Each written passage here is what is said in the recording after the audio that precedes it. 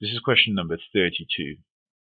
The question says a spinner can land on red, blue, or green. Sorry, red, blue, green, or pink. Right. The table shows the probability that the spinner would land on red or blue. Spinner shows the probability that it would land on red, blue. It should say as well, or green. Okay. So work out the probability that the spinner would land on a pink. So we need to work out what goes in here. Okay. Remember, all the probabilities, they do add up to 1. Yep, so they should add up to 1. Now this is a non-calculator paper, so be careful with adding. That's 0.28, that's 0.1. You could put an O there, which would make it easier, and you could put an O there, so 0.30. So in my head, I'll be adding 28, 10, and 30, but not quite in my head. I'd write it down.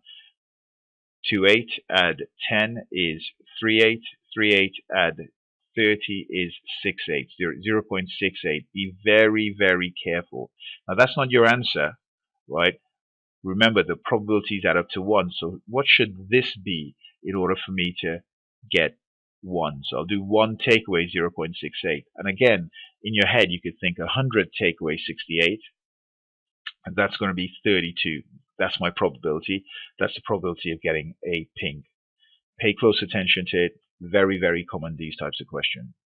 Part B, work out the probability that a spinner would land on pink here. So again, this shows a different spinner. Probability of red is 0.2. Probability of blue, they put X. Probability of green, 0.44. The probability of pink, 2X.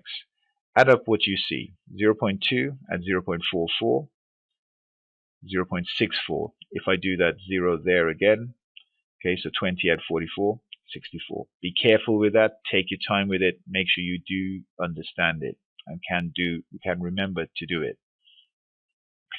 Okay, so the two remaining probabilities, if I do 1 take away 0.64, 100 take away 64, 36, so 0.36.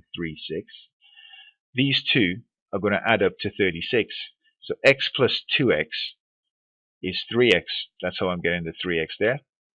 X plus 2x is 3x. 3x is 0.36. I need to divide by 3. What's 36 divided by 3? It's 12. So x is going to be 0.12. What's the probability that it would land on pink? Remember, pink it's 2x, so 2 lots of 0.12, 24. Oh, 0.24. Again, be very careful with this. Do take your time. There's a lot of workings out there, right? Very likely that you get something that involves a question with the probability of this type. Do understand how you get there and how you work it out. The part 2, the spinner is spun 300 times. As I told you before, right? 300 times tells you what you need to do. You need to do 300 times the probability of it landing on a red. Okay? 300 times I multiply. Okay? What's the probability of picking a red? 0.2. Okay, be very careful. Read the question and go back to the table. I need to do 300 times 0.2. Now remember, 3 times 2, 6.